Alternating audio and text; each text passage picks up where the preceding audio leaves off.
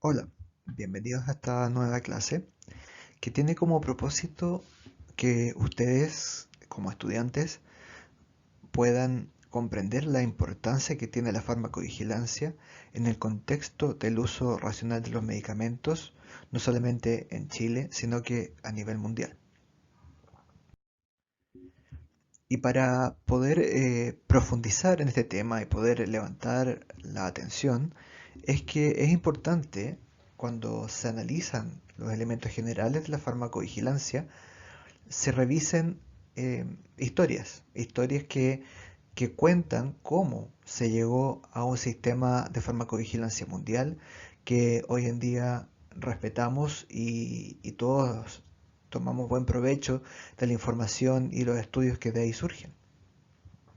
Por lo tanto, recordemos que, o al menos ustedes deben tener muy presente, de que en el contexto de la regulación de los medicamentos siempre hay dos grandes fuerzas que se van a oponer y del mismo modo se van a regular. Por un lado, vamos a tener a las fuerzas del mercado que van a, cierto, tener como objetivo la fabricación y comercialización de sus productos, para lo cual han buscado históricamente promocionarlos, promocionar sus productos farmacéuticos e incrementar las ventas.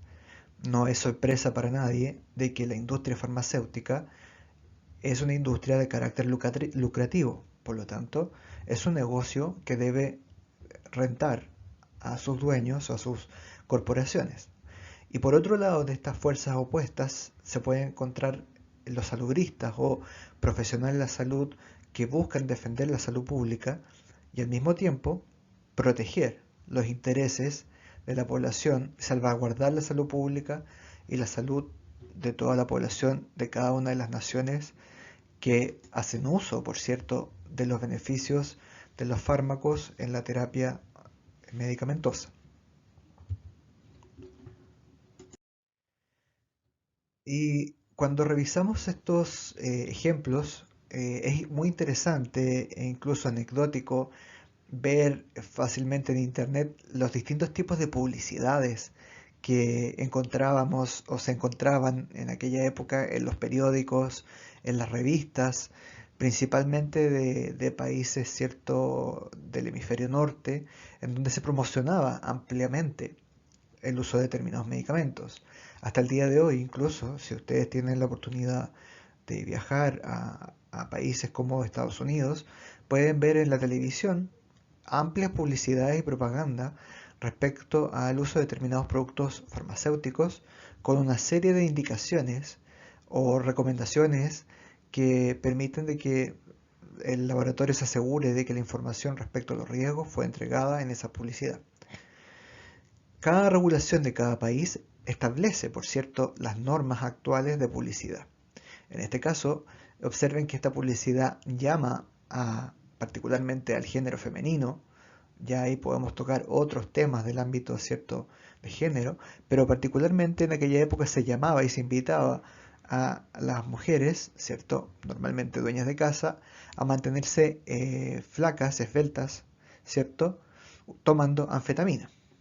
Hoy pensar en una publicidad de esta magnitud o con este contenido es totalmente impropio o inadecuado, pero en aquella época era posible observar este tipo de publicidad. En esta otra imagen, muy clásica, observamos cómo se promociona el uso de cocaína para, ¿cierto?, el dolor de dientes, ¿cierto?, con una imagen donde muestra a incluso niños jugando para, ¿cierto?, evitar el dolor de dientes, utilizaba cocaína, que efectivamente es una sustancia que el día de hoy es una sustancia prohibida por los efectos nocivos que tiene sobre las poblaciones, pero que en esa época se utilizaba porque tiene propiedades anestésicas. En esta otra imagen observamos cómo se promociona, ¿cierto?, la heroína como un medicamento útil para resolver el problema de tos, ¿cierto? Hay que recordar de que la heroína es un derivado opioide, por lo tanto tiene la capacidad de deprimir, ¿cierto?, el reflejo de la tos, pero al mismo tiempo grandes problemas de adicción y de dependencia que surgen, ¿cierto?, a partir de este producto. Y en este ejemplo, que nos vamos a detener un poco en la historia, se muestra una propaganda de Distaval, un producto cuyo principio activo era la talidomida, ¿bien? Y se comercializaba como una sustancia, un fármaco sedante e hipnótico, ¿bien? Y si ustedes leen la información que entrega la publicidad, dice que es un sedante completo y en el rango hipnótico en una simple preparación. Bien, dice que es seguro como sedante en el día, el cual es igualmente seguro en las dosis hipnóticas por la noche. El Distaval es especialmente apropiado para niños, pacientes de edad avanzada y pacientes bajo estrés emocional severo. Ese tipo de indicaciones o promociones de un producto farmacéutico hoy, al menos en Chile y en muchos países más, está prohibido. No se puede hacer promoción de medicamentos y mucho menos dar alusión a la indicación del producto, porque este tipo de imagen ustedes comprenderán que promueve el uso de los fármacos como alivio de patologías que debiesen ser atendidas médicamente. En este caso vemos que se promocionan incluso cigarrillos como forma farmacéutica para administrar determinada sustancia para el asma. Y dice abajo que efectivamente trata asma, fiebre del heno, ¿cierto? Y otro tipo de enfermedades de la garganta, dice ahí, eh, e irritaciones bronquiales. Y no se recomienda para niños menores de 6 años. Por lo tanto, si es que el niño tiene 6 años y un día, podía perfectamente utilizar los cigarrillos de asma para controlar esta enfermedad.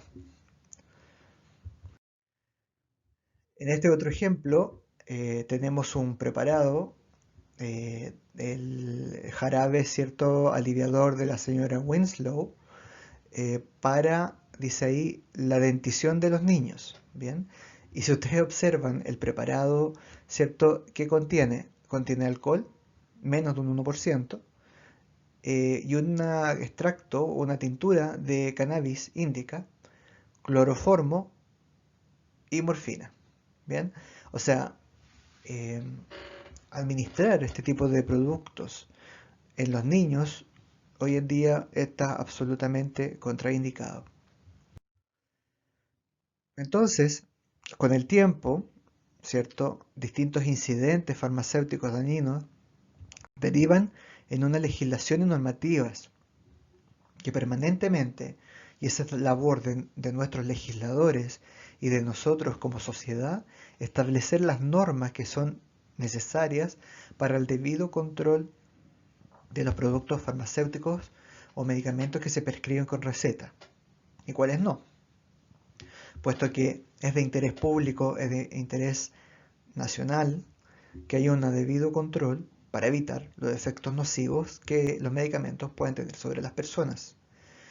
Se puede cuestionar y eventualmente criticar, ¿cierto?, un carácter paternalista por parte del Estado respecto a las libertades de los individuos de decidir lo que deben consumir. No obstante, creo que es prudente hacer el análisis de que cualquier daño inducido o por el mismo individuo, ya sea por una mala decisión o ignorancia, también va a tener un costo que va a impactar en los recursos de salud para otras patologías que no son resultado de una negligencia e ignorancia. Por lo pronto, es necesario contar con legislación y normativas que vayan regulando los medicamentos, ya sea en la condición de venta que tengan los productos farmacéuticos. Un muy buen ejemplo es lo que ha ocurrido a raíz de la pandemia, en donde por diversa divulgación de información de carácter poco científica o con muy baja evidencia, se ha observado desabastecimiento en distintos países por acaparamiento de productos, pensándose como resultado o curación para la enfermedad del coronavirus, ¿cierto? Y es por esto que se han debido tomar la decisión de controlar la condición de venta de algunos productos a modo de no desabastecer a aquellos pacientes que sí requieran de esos medicamentos con una correcta indicación. También deben autorizarse sanitariamente la comercialización de los productos. Para ello, todo producto que ingresa a nuestro país, sea nuevo o no, o un segundo uso del medicamento, debe someterse a un registro sanitario y una autorización pertinente para poder ser comercializado. Deben ustedes saber que cualquier producto farmacéutico que no cuente con autorización sanitaria o un registro sanitario por el Instituto de Salud Pública puede ser considerado un contrabando, puesto que no corresponde a un producto registrado. Y también la legislación y normativa debe establecer condiciones de publicidad e información para el público. Ya nos hemos dado cuenta, por la historia que les acabo de mostrar, de que la divulgación de la información es muy relevante al momento de prevenir efectos adversos o malos usos por parte de las personas. Esto es muy relevante cuando recordamos de que todos nosotros como profesionales de la salud tenemos ciertos sesgos de conocimiento que tal vez elementos tan evidentes como unas gotas para el alivio del dolor de la dentición en niños que contenga morfina, cloroformo y tintura de cannabis no es un preparado adecuado para niños. Para muchas personas que no son conocedoras de la química, farmacología, probablemente no sea tan obvio como lo es para nosotros. Es por eso que la información que se divulga por los medios debe ser cuidadosamente regulada y contenida. El ejemplo clásico cuando se conversa de farmacovigilancia y efectivamente es una historia que da inicio a la farmacovigilancia mundial es la talidomida. La talidomida es un fármaco, una sustancia, ¿cierto?, que fue introducido a finales de la década de los 50 como un sedante, pero se comercializó en distintos países y se utilizó indebidamente para el control de las náuseas en mujeres embarazadas. Y en algunos países inclusive se vendía sin receta médica. Bien. Ya en el año, a principios del año 60, en el año 1961, el doctor McBride, un ginecobstetra australiano, difundió o escribió una carta a la revista The Lancet en donde se llamaba la atención de los eventos que él estaba observando al atender partos, ¿cierto?, de madres que fueron consumidoras de la talidomida para controlar las náuseas durante el embarazo. Estos recién nacidos nacían con un trastorno denominado focomelia, y muchos de ellos incluso fallecían a los pocos minutos de haber nacido.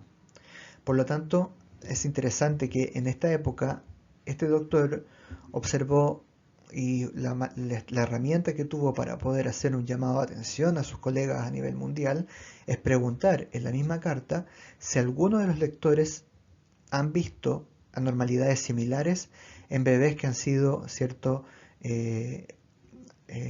atendidos, ¿cierto?, de mujeres que han tomado este medicamento durante el embarazo. Él hace esa pregunta y como consecuencia de esa pregunta en esta carta en el Lancet se comienzan a reportar a nivel mundial eventos adversos similares y donde se empieza a observar una reiteración de estas malformaciones congénitas, anormalidades congénitas en bebés recién nacidos.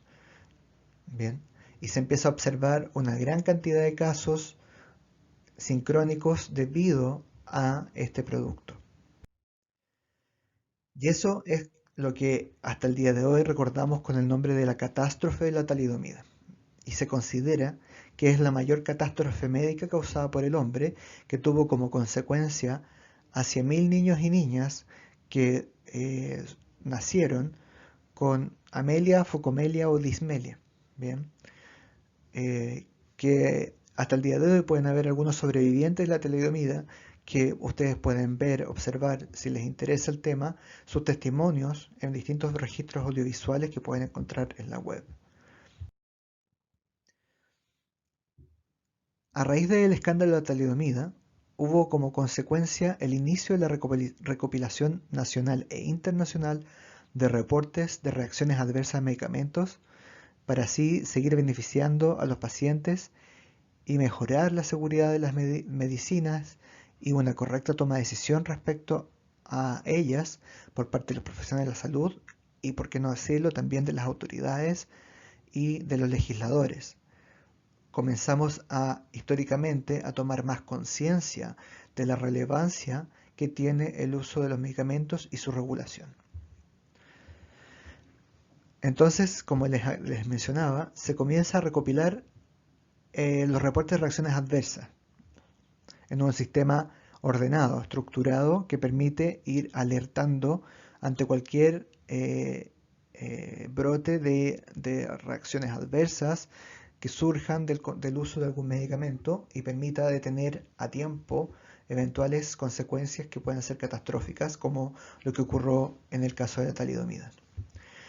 En el año 63, en 1963, en Inglaterra se creó el sistema denominado el Yellow Card, o sea, la tarjeta amarilla, que básicamente era un documento oficial del Instituto Nacional de Salud, en donde se solicitaba a todos los profesionales de salud reportar mediante este documento oficial cualquier sospecha o evidencia de reacciones adversas que se le presentan a los pacientes.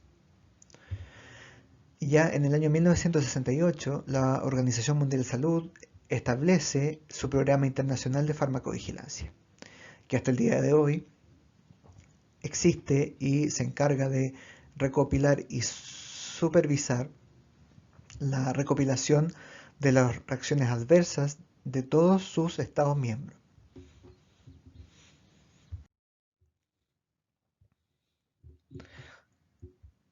Otro ejemplo histórico es el caso del venoxaprofeno. Bien, es un medicamento antiinflamatorio que surge eh, con el propósito de aliviar la sintomatología de la artritis reumatoide. Ya existiendo estos mecanismos de farmacovigilancia, se comienza a levantar a partir de distintos reportes internacionales la aparición de ictericia colestásica y toxicidad hepática mortal en pacientes de edad avanzada. Se observa de que hay una diferencia sustantiva en cuanto a los procesos de eliminación del fármaco en pacientes de distintos grupos etarios, y se observa de que existen una alta asociación a este tipo de condiciones fisiopatológicas o fisiológicas y la intoxicación. Y surge el concepto de la toxicocinética y se comienza a observar lo importante que es incluir dentro de los estudios clínicos pre-marketing estudios que den cuenta de la seguridad del producto, ¿cierto?, en cuanto a el daño hepático inducido por fármaco. Es así como la FDA establece precisamente una guía para la industria para evaluar de alguna manera este fenómeno o este riesgo tóxico-cinético que pueden tener los fármacos nuevos. Recientemente, durante los años 90, se comienza también a observar una serie de reportes de casos que permitieron concluir que existió un incremento del intervalo QT con o sin arritmia ventricular asociada debido a interacciones medicamentosas. Bien, este incremento de intervalo QT eventualmente puede ser incluso letal si es que no se toman las medidas adecuadas o las precauciones correspondientes. A partir de estos reportes, la investigación que se realizó respecto a las posibles causas que existieran en fármacos no necesariamente utilizados para el control de patología cardiovascular, sino que para otro tipo de patologías, un muy buen ejemplo de ello es la hidroxicloroquina, es que se surgen directrices sobre la evaluación de eventuales interacciones medicamentosas o como consecuencia de un metabolismo eventual del fármaco que pudiesen tener relación con anormalidades de este intervalo QT y que pudiesen ser potencialmente letales. Estas directrices exigen de las compañías farmacéuticas llevar a cabo ensayos clínicos que, entre otras cosas, investiguen específicamente el efecto potencial de un medicamento, incluso cuando no son medicamentos cardíacos, sobre las funciones cardíacas tales como la prolongación del intervalo QT.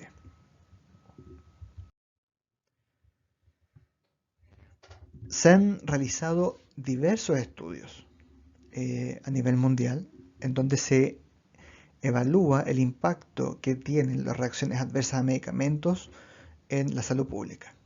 Por ejemplo, existe un estudio a su mano izquierda del año 2015 en donde se reporta que en Europa aproximadamente el 3,6% de todos los ingresos en hospitales son debidos a reacciones adversas a medicamentos. Y incluso hasta un 10% de pacientes en los hospitales europeos experimentan reacciones adversas a medicamentos durante su hospitalización. Por otro lado, también se observa un estudio danés en el cual se cuantificó el costo promedio que tiene las reacciones adversas a medicamentos en la salud pública. Cuando se tiene un sistema único de salud estatal, es muy importante evaluar los costos, puesto que el costo que se invierta en problemas que pueden ser prevenibles, como es el caso de los problemas relacionados con medicamentos, es recurso disponible para otro tipo de patologías que no son prevenibles. Por lo tanto, estos estudios son de real importancia y es a mi parecer que toda autoridad nacional debiese tener en cuenta que el tema de los medicamentos y su regulación es de real importancia, puesto que cualquier reacción adversa que requiera hospitalización son costos y recursos que se le restan a otro tratamiento. Ellos desglosan y observen que el costo total promedio por pacientes con efectos adversos de medicamentos puede alcanzar hasta los $3.000. Después de esta introducción histórica, me gustaría que definamos cómo la Organización Mundial de la Salud establece la definición para la farmacovigilancia. Ellos dicen que la farmacovigilancia es la ciencia y actividades relativas a la detección, evaluación, comprensión y prevención de los efectos adversos de los medicamentos o cualquier otro problema relacionado con ellos. Esta última frase, cualquier otro problema relacionado con ellos, fue introducido recientemente durante los últimos años, en donde no solamente se hace una farmacovigilancia relacionada con las reacciones adversas, sino también con otros problemas relacionados con medicamentos y que sean de relevancia internacional. ¿Quiénes ejercen la farmacovigilancia hoy? Bueno, la verdad es que hay distintos actores involucrados en el proceso de farmacovigilancia. Como ustedes pueden haber visto, incluso se hace investigación. Lamentablemente, la investigación que recoge estas estadísticas de farmacovigilancia, muchos de ellos se realizan en países, ¿cierto?, del hemisferio norte, Norteamérica o Europa, y poco hay de estos estudios en países como el nuestro. Me gustaría preguntarles si que ustedes conocen algún estudio de farmacovigilancia en nuestro país. Es muy probable que no, y si es que los hay, son muy limitados. Los invito a buscar en la literatura si es que encuentran algún estudio que relacione la estadística de farmacovigilancia. Probablemente muchos de ellos son realizados por el Instituto de Salud Pública. La farmacovigilancia hoy, por lo tanto, es ejercida por la Organización Mundial de Salud a nivel mundial y los distintos centros colaboradores de la OMS, agencias reguladoras, como es el caso nuestro del Instituto de Salud Pública de Chile, la academia y la industria. La industria es un componente, es un actor interesado en los estudios de farmacovigilancia, particularmente para recabar antecedentes sobre los estudios clínicos fase 4 o la farmacovigilancia post-marketing que existe de los productos que la industria ha liberado al mercado. Es interés de la industria también tener antecedentes inmediatos respecto a potenciales efectos adversos severos que tengan sus medicamentos para poder tomar las acciones correctivas inmediatas y así evitar mayores catástrofes como algunas históricas que hemos podido ser testigos en los últimos años. Si les interesa más antecedentes históricos, les recomiendo revisar la historia del medicamento Rofecoxib, que fue retirado del mercado por efectos adversos de carácter cardiovascular. ¿Qué ocurre en Chile respecto a la farmacovigilancia? Es la Agencia Nacional de Medicamentos del Instituto de Salud Pública de Chile que tiene como bajo su amparo el sistema de farmacovigilancia. Observemos que en este organigrama que está disponible en la página del Instituto de Salud Pública, existe el subdepartamento de farmacovigilancia en donde se realiza la farmacovigilancia de los productos que se comercializan en nuestro país. Y es este subdepartamento quien informa a el Centro de Monitorización de la Organización Mundial de la Salud en Uppsala, Suecia.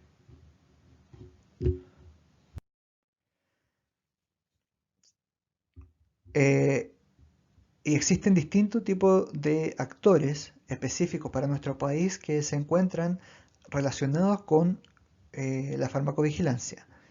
El ISP recibe notificaciones y gestiona la base de datos nacional de la reacción adversa y comunica al Centro Coordinador de la Monitorización de Reacciones Adversas de la OMS en Uppsala los resultados de esta monitorización y propone medidas regulatorias e informativas.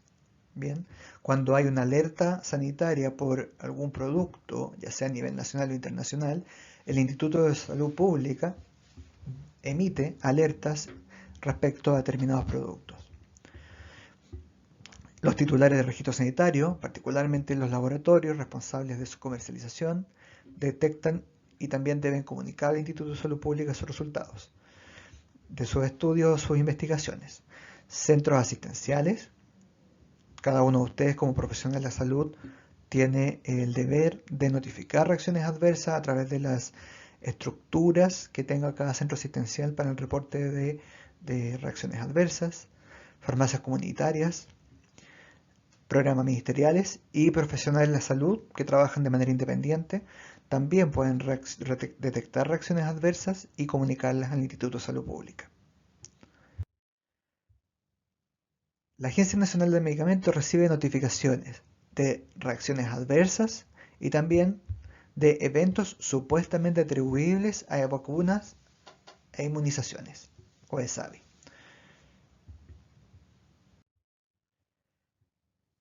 Como ya hemos conversado en otras ocasiones, los ensayos clínicos que proporcionan antecedentes para que un nuevo medicamento sea comercializado, sea aceptado para poder ser usado en humanos, tiene limitaciones.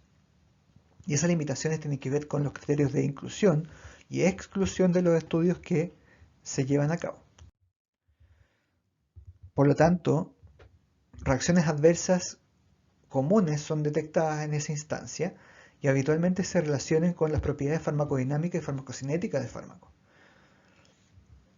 También de estos estudios se excluyen pacientes de edad avanzada, embarazadas y niños. Por lo tanto, una vez que se autoriza la comercialización de un producto y su uso en seres humanos, debe venir una etapa de farmacovigilancia o seguimiento post-marketing de este medicamento para poder evaluar reacciones adversas en contextos normales en grupos de pacientes ampliados y detectar eventuales efectos adversos menos comunes como reacciones de inmunosensibilidad que pudiesen generarse a partir del uso de este medicamento. Este preámbulo nos sirve para ir construyendo los objetivos de la farmacovigilancia. ¿Cuáles son? En primer lugar, mejorar la atención al paciente y la seguridad en relación al uso de los medicamentos.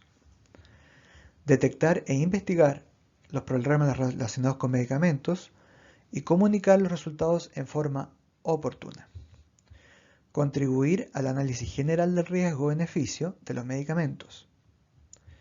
Fomentar un uso seguro y racional de los medicamentos, incluyendo la rentabilidad.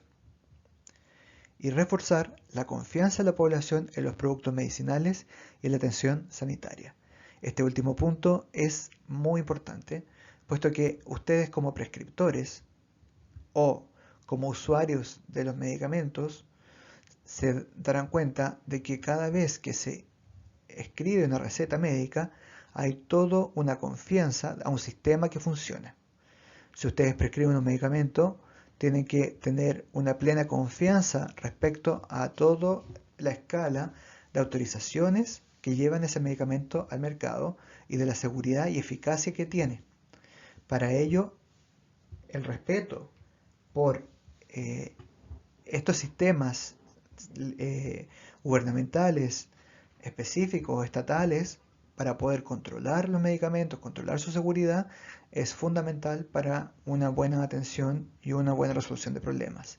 Si comenzáramos a desconfiar de la actividad de vigilancia que tiene nuestro Instituto de Salud Pública respecto a la calidad de los productos, estaríamos en un gran problema. Y es nuestro deber como profesionales de salud salvaguardar esa confianza.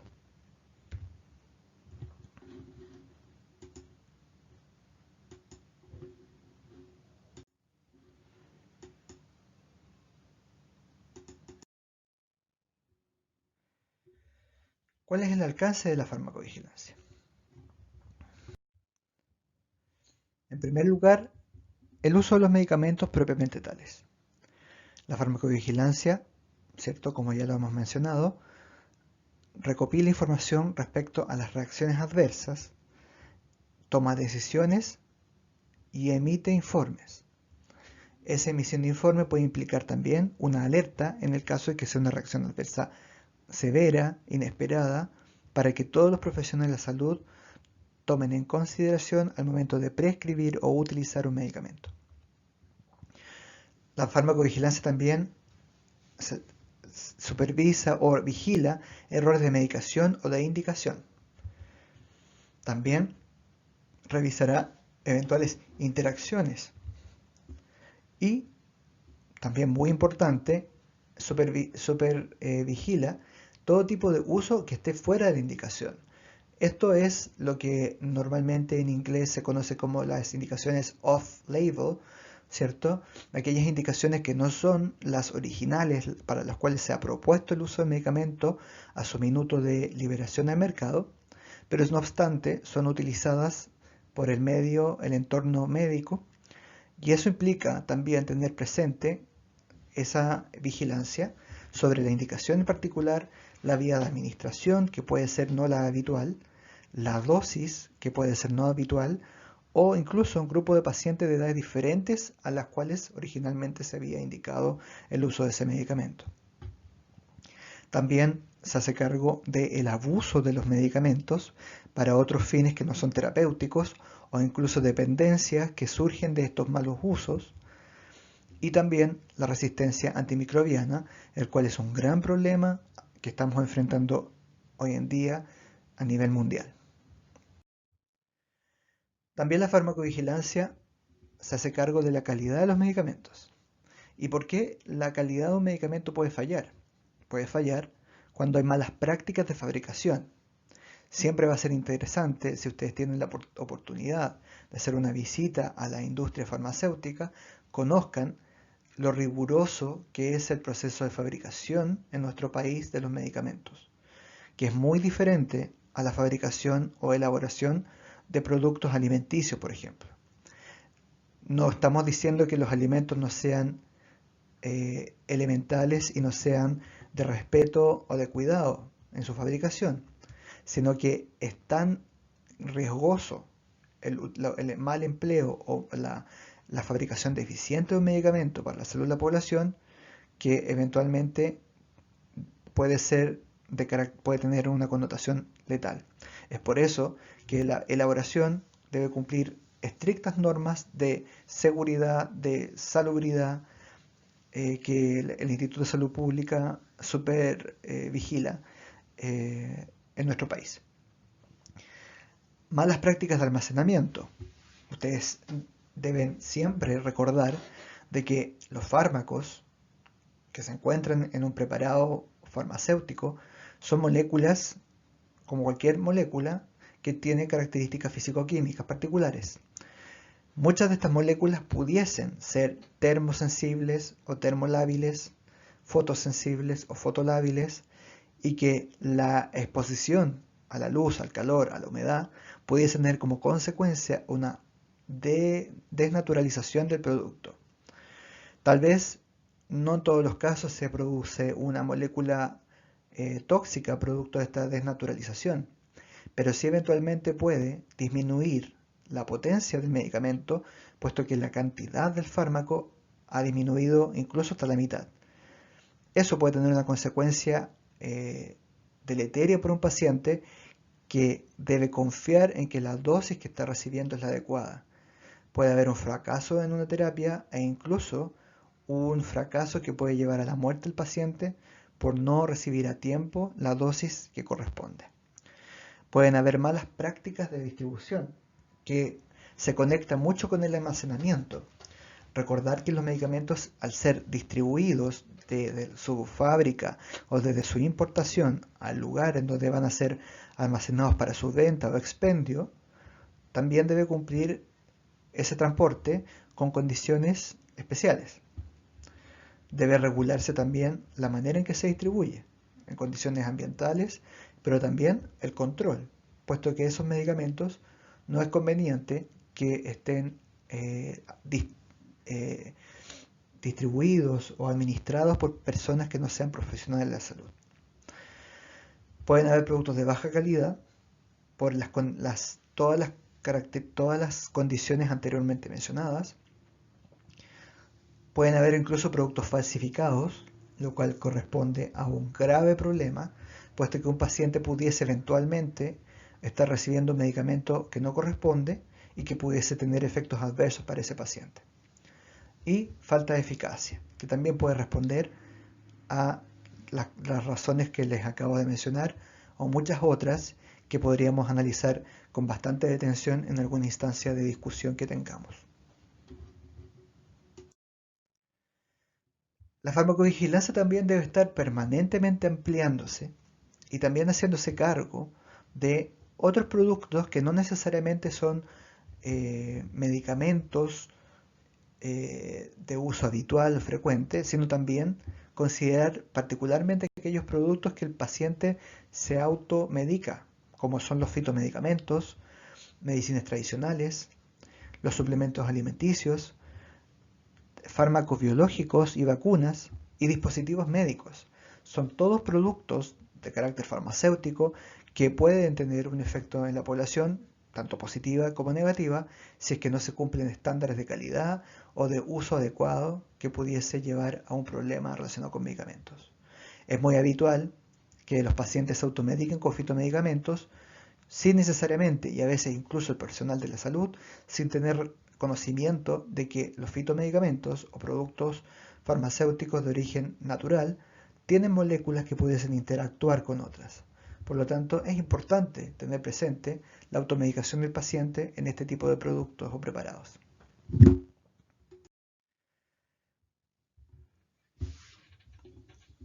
Cuando se reporta una reacción adversa, ustedes como profesionales de la salud que reportan, probablemente lo que van a evidenciar van a ser signos o síntomas o valores de laboratorio que no se condicen con lo esperado o eventualmente se produce un problema importante en el paciente que debe ser reportado. Es muy probable que, de hecho es así, usted no tenga la instancia de evaluar causalidad, pero el Instituto de Salud Pública y al mismo tiempo El Centro de Monitorización de Uppsala de la Organización Mundial de la Salud tiene un sistema para evaluar la causalidad de esa reacción adversa. Entonces, para poder enfrentar la causalidad hay que responder estas preguntas, ¿cierto? ¿Fue el fármaco el causante de la reacción adversa? Primera pregunta. ¿El fármaco incrementa el riesgo que aparezca el evento clínico adverso? Y eventualmente, después de saber si existió causalidad, ¿cómo disminuimos la ocurrencia de esta reacción adversa al fármaco o quizás su gravedad mediante un conocimiento temprano de los síntomas? O sea, es importante evaluar la causalidad de la RAM porque es así como a ese producto se le asocia la reacción adversa correspondiente. Por lo tanto, la Organización Mundial de la Salud ha establecido distintas categorías de clasificación para la causalidad de las reacciones adversas. Vamos a tener reacciones adversas no evaluables, no clasificables, improbables, posibles, probables y definitivas. Revisemos cada una de estas categorías de manera independiente. Cuando hablemos de una reacción adversa definitiva o cierta, aquí se incluyen un evento clínico o anomalía en las pruebas de laboratorio y hay una relación temporal plausible con la administración del fármaco. En este caso, no se puede explicar por otras enfermedades u otros fármacos. La retirada del fármaco implica la desaparición del evento. Ocurre un acontecimiento definitivo farmacológica y fenomenológicamente, o sea, hay un trastorno médico objetivo específico o un fenómeno farmacológico reconocido. Y el redesafío o rechallenge es satisfactorio, o sea, si es que se retira el producto, el fármaco, y se vuelve a administrar, se vuelve a producir la reacción adversa. Este último punto, por razones éticas, no siempre es posible de realizar, puesto que no es válido hacer experimentos si es que la reacción adversa es potencialmente severa. Un ejemplo de una reacción adversa definitiva pudiese ser un evento que ustedes ya por antecedentes previos saben que, ejemplo, la warfarina como anticoagulante pudiese producir sangramientos excesivos o incluso hemorragia por efecto del mismo fármaco. En ese caso, no se puede explicar la hemorragia por otra patología si es que ustedes tienen el antecedente de que ese paciente no sufre un trastorno de la coagulación adicional o el paciente no está recibiendo otra farmacoterapia que también tiene como consecuencia la hemorragia. Ahí hay un caso de un efecto, una reacción adversa que va a ser definitiva. Es poco frecuente encontrar causalidades definitivas en fármacos muy nuevos en los cuales no existen muchos antecedentes, por lo tanto muchos de ellos incluso se clasifican como probables, en donde un evento clínico o anomalía en pruebas de laboratorio también existe una relación de tiempo razonable, en este caso, con la ingesta de medicamentos. Es muy poco probable, ¿cierto?, que se atribuya una enfermedad a otro fármaco, pero puede existir, ¿cierto?, la posibilidad de que haya otra enfermedad que lo pueda estar causando. La respuesta a la retirada clínicamente razonable, ¿cierto? O sea, hay una retirada y desaparece o disminuye el efecto adverso, y acá en este caso el redesafío no va a ser necesario.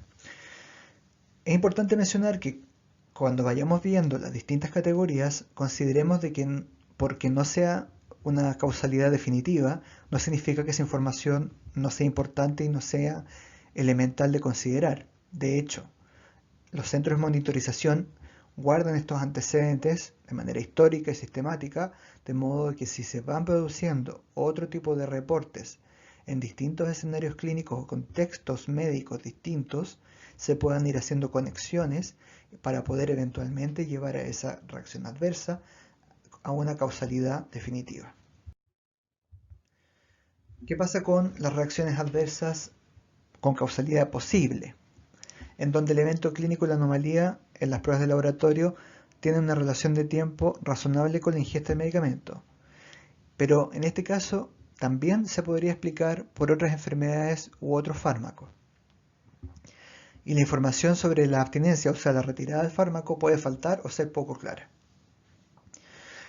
Muchas veces los centros de monitorización reciben reportes no 100% completos.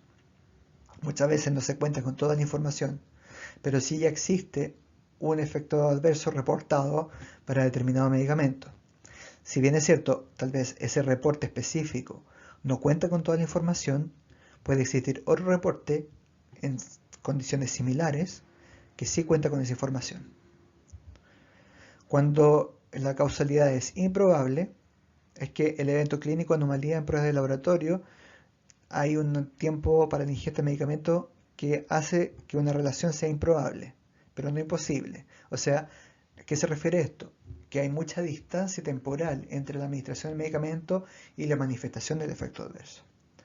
Pero sabemos bien que, por ejemplo, reacciones de inmunosensibilidad tipo 4, por ejemplo, puede transcurrir un tiempo importante, ¿cierto?, entre la administración del agente alergénico y la reacción adversa, la reacción inmune.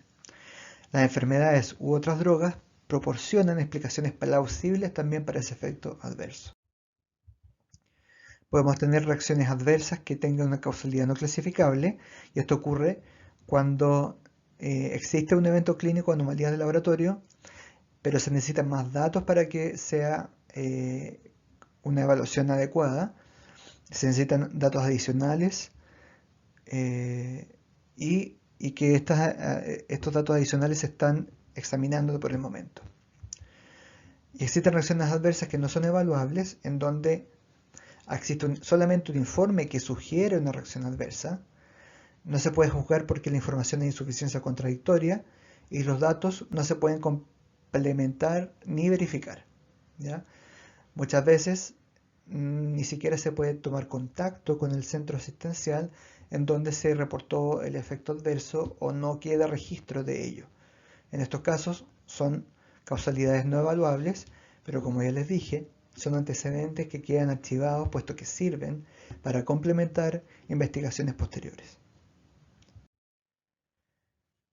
Si este tema les ha resultado de interés y quisieran profundizar más en la materia, los invito a revisar la página web del Instituto de Salud Pública de Chile, en donde podrán encontrar más información, podrán encontrar los formularios de notificación de reacciones adversas a medicamentos e instructivos respecto a cómo se deben completar. Por otro lado, el Uppsala Monitoring Center de la Organización Mundial de la Salud ofrece cursos gratuitos online respecto a farmacovigilancia. Existe un curso de introducción a la farmacovigilancia, existe un curso relacionado con la causalidad de los eventos adversos y también un pequeño curso de aspectos estadísticos relacionados con la detección o con la clasificación de los efectos adversos. Estos cursos están o en español o también incluso con subtítulos o con transcritos del curso. Les recomiendo que lo hagan, son bastante cortos y muy interesantes. En el código QR ustedes pueden dirigirse rápidamente a estos cursos. Si ustedes se fijan, son cursos que pueden ser de media hora a una hora en extensión completa y se pueden hacer en distintas etapas. Les recomiendo que los hagan para que puedan conocer un poco más sobre la farmacovigilancia. Como siempre, espero que esta presentación les haya entregado información nueva, que les permita tener una visión general y amplia respecto a la farmacovigilancia. A algunos de ustedes a lo mejor les genera interés esta temática, no solamente para su ejercicio profesional, sino también eventualmente para realizar investigación, que siempre va a ser de beneficio para nuestra población. Así que los invito a seguir discutiendo estos temas, planteando sus dudas o eventualmente analizando casos. Así que les deseo una buena jornada y mucho éxito en sus estudios.